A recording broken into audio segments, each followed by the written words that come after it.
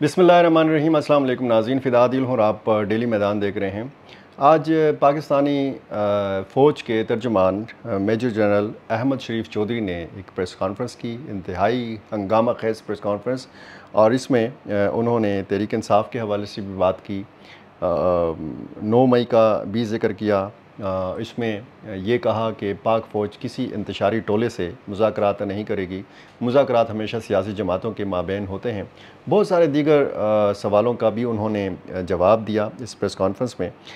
लेकिन उन्होंने जो दहशतगर्दी के हवाले से और ख़ुसूसन पाकिस्तान की मगरबी सरहद, यानी जो अफ़गानिस्तान के साथ हमारी तकरीबन 2600 किलोमीटर की सरहद है, इस हवाले से बतौर ख़ास बात की।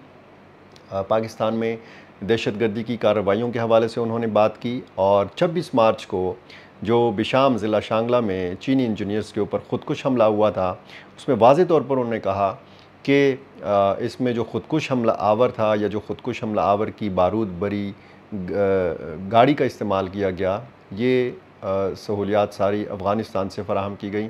ख़ुदकुश हमला आवर का ताल्लुक़ अफ़गानिस्तान से था और ये फिर पाकिस्तान में दाखिल हुआ और यहाँ तक पहुँचा और उसने ये इतना बड़ा हमला कर दिया। और इस हमले का जो मकसद है वो ये है कि जी पाकिस्तान और चीन के ताल्लुकात को ख़राब किया जाए। अब इस प्रेस कॉन्फ्रेंस में जो वाज़े तौर पर पहली दफ़ा पाकिस्तानी फ़ौज की तरफ से बिशाम वाक़े का ज़िक्र किया गया है। पहले हमने देखा था कि काउंटर टेररिज़म डिपार्टमेंट की तरफ से तफसीलात मीडिया में आई थी और ये भी बताया गया था कि 4 जो सहूलतकार हैं या जो दहशतगर्द हैं, ये गिरफ़्तार किए गए थे। लेकिन पहली दफ़ा है कि वाज़े तौर पर अब ये इल्ज़ाम जो है ये अफ़गानिस्तान की सरज़मीन के ऊपर लगाया गया है। अब अफ़गान तालिबान जो हैं दो तरफ़ा दबाव का शिकार होंगे। एक तो पाकिस्तान ये कहता रहा है कि कालादम टीटीपी की क़यादत जो है ये अफ़गानिस्तान में मौजूद है। अब चीन भी ये कह सकता है अफ़गान हुकूमत से, अफ़गान तालिबान से कि जी आपकी सरज़मीन जो है ये पाकिस्तान में हमारे मफादात के ख़िलाफ़ इस्तेमाल हो रही है। पाकिस्तान में जो चीनी इंजीनियर्स काम करते हैं, मुख्तलिफ़ प्रोजेक्ट्स में जो काम करते हैं, इन पर अगर हमले किए जाते हैं तो उन हमलों की मनसूबाबंदी अफ़गानिस्तान में होती है। तो ये एक दो तरफ़ा दबाव का सामना करना पड़ेगा अफ़गान तालिबान को। अफ़गान तालिबान इस प्रेस कॉन्फ्रेंस पर क्या रद्द-ए-अमल देंगे, इसका जो है इंतज़ार है कुछ लोगों को। लेकिन वो पेश के तौर पर बाज़ लोगों को पता भी है कि वो रद्द-ए-अमल क्या हो सकता है।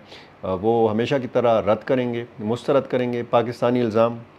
मैं आपको ये तफ़सील ज़रा बता देता हूँ कि DGISPR मेजर जनरल अहमद शरीफ चौधरी ने मज़ीद इस हवाले से क्या कहा है।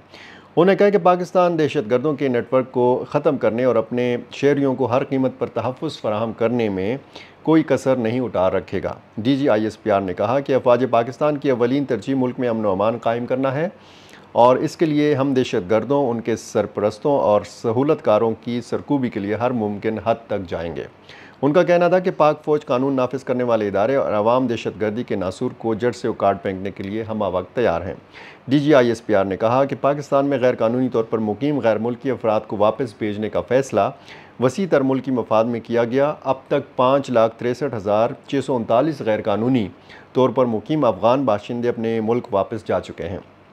ताहम लाखों अफ़गान शहरी अब भी पाकिस्तान में रह रहे हैं। मेजर जनरल अहमद शरीफ ने कहा कि गैर कानूनी अफ़गान बाशिंदों की वतन वापसी का फ़ैसला पाकिस्तान के वसी तर मफाद में हुकूमत पाकिस्तान की तरफ से किया गया था, क्योंकि जहाँ एक तरफ मईशत पर मुसलसल बोझ पड़ रहा था, वहाँ मुल्क में अमन व अमान की सूरत हाल भी ख़राब हो रही थी। उन्होंने कहा कि दुनिया के किसी भी मुल्क में गैर कानूनी तारकीन वतन को दूसरे मुल्क में नक़्ल हरकत की खुली इजाज़त नहीं दी जाती। DGISPR ने कहा कि गुज़श्ता चंद माह से बलूचिस्तान और खैबर पख्तूनख्वा में दहशतगर्द और उनके सहूलतकार अमन व अमान की सूरत हाल ख़राब करने की कोशिशों में मसरूफ़ हैं। उन्होंने कहा कि ख़ित्ते में क़याम अमन के लिए पाकिस्तान का किरदार किसी से ढका छुपा नहीं है। ख़ित्ते में क़याम अमन के लिए पाकिस्तान जो है वो अपना किरदार इसी तरह अदा करता रहेगा। DGISPR ने बताया कि पाक फ़ौज और कानून नाफिज करने वाले इदारे दहशतगर्दों के मज़मूम इरादों की राह में आहनी दीवार बने हुए हैं और कुर्बानियों की एक दास्तान रकम कर रहे हैं। उन्होंने कहा कि उन्होंने फिर पूरी तफसील बताई कि जी मच FC कैंप पर क्या हुआ, BLA के दहशतगर्दों ने हमला किया, जिसे फिर नाकाम बनाया गया। इस हमले में 2 पुलिस एहलकारों समेत कौम के 4 बहादुर सपूतों ने जाम शहादत नोश किया, जबकि 24 दहशतगर्द इस वाक़े में मारे गए। इसी तरह उन्होंने शुमाली वज़ीरिस्तान के वाक़े का ज़िक्र किया है, जिसमें लेफ्टिनेंट कर्नल काशिफ़ और कैप्टन अहमद समेत 7 जवानों ने जाम शहादत नोश किया और इस वाक़े में 6 दहशतगर्द मारे गए थे। ये वाक़या 16 मार्च 2024 को पेश आया था। और इसी तरह फिर उन्होंने कहा कि पाकिस्तान ने दहशतगर्दी के जवाब में अफ़गानिस्तान के अंदर सरहदी इलाकों में कार्रवाई करते हुए दहशतगर्दों की महफूज पनागाहों को निशाना बनाया, जिसमें 8 दहशतगर्दों को ठिकाने लगाया गया जो पाकिस्तान में दहशतगर्दी की मुतअद्दिद वारदातों में मुलव्वस थे।